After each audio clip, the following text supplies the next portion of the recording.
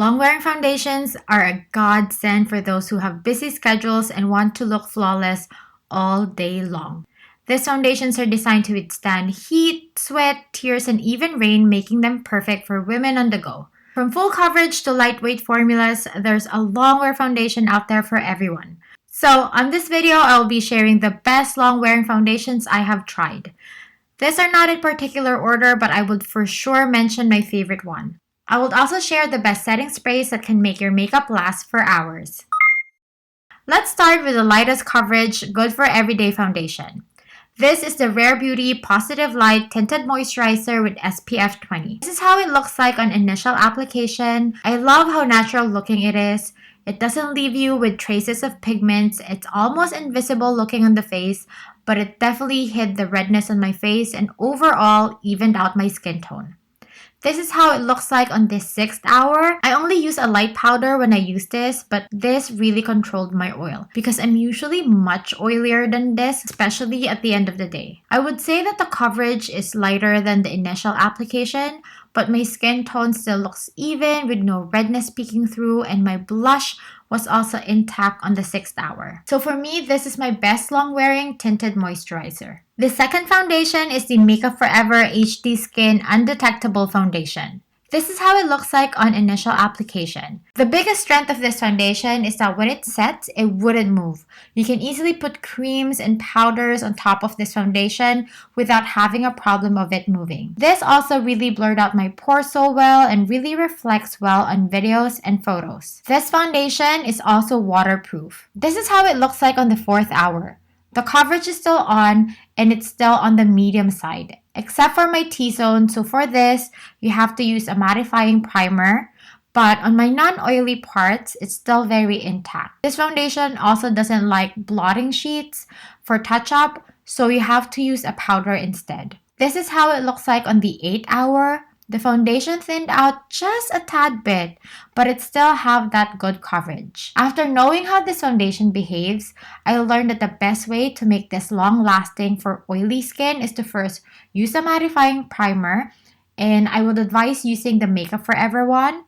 It works great with this, and set your T-zone with powder. If you do these steps, this foundation would surely give you medium coverage throughout the day. This is my favorite foundation when I know I'll be photographed a lot, because it is an HD high definition foundation, so it really reflects well on camera. The next foundation is the YSL All Hours Foundation. This is how the foundation looks initially. It has a good medium to full coverage and will give you a better looking skin.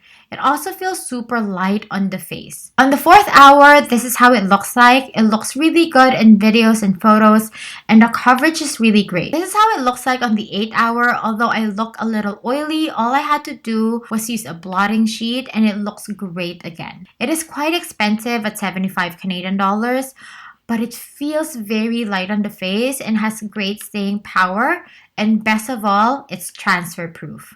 The next one is the Fenty Beauty Pro Filt'r Soft Matte Foundation. This is how the foundation looks like initially, and this is the perfect long wearing foundation for people with oily skin and big pores. It really gave me a soft matte finish and really blurred out my pores. It is my current favorite to use on my makeup clients because it gives a good skin filtered look. This is how it looks like on the 4th hour. It still looks really good with good coverage. This is how it looks like on the 8th hour. Nothing much has changed, and what's magical about this foundation is that it's such a good base that not only is the foundation on the 8th hour looking great, the product that I put on top are also still on, and the color and the intensity of my blush and bronzer are still almost the same even on the 8th hour. And this is without using any setting spray. By the way, when I was testing all these foundations, I did not put any setting spray on any of them. The last long-wearing foundation that I would recommend is the Charlotte Tilbury Airbrush Flawless Foundation. This is how the foundation looks like initially. This can give you full coverage while still looking like skin. And it is transfer proof as well.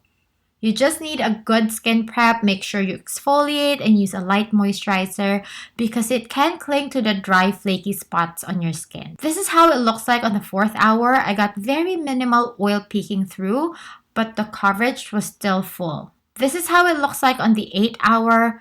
On my non-problematic areas, it's still very intact, same coverage as before. I'm a little oilier compared to the 4th hour, especially on my T-zone, but it's still very minimal. The areas where I have flaky skin, the foundation rubbed off, and that's why, again, skin prep is key when you want this foundation to be long wearing. But even with that, it still looked great on my face.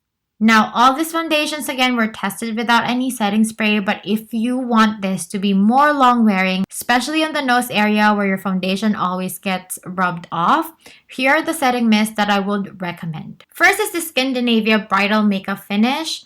They have other finishes, but I always go back to the bridal makeup finish. This is not harsh on the skin. It holds makeup for almost 12 hours without the need to retouch. So this is my holy grail when it comes to setting spray. The next setting spray that I would recommend is this One Size by Patrick Starr's Until Dawn Mattifying Waterproof Setting Spray. It comes in an aerosol, so when you spray it, it really sprays into a fine mist, which I like. But the scent is really strong and it has alcohol in it, so I would not recommend this to be used as often. I would recommend using this only on special occasions. But boy, it really sets your makeup really well. I would recommend this setting spray when it's a hot summer day. It has a natural matte finish that does not budge. Great for people with oily skin. The last setting spray that I would recommend is the Charlotte Tilbury Airbrush Flawless Setting Spray. So I can really compare this to the SKINDINAVIA Bridal Setting Spray, but this is my go-to when I don't have the SKINDINAVIA anymore and I'm waiting for it to come because the SKINDINAVIA Setting Spray is only available in US.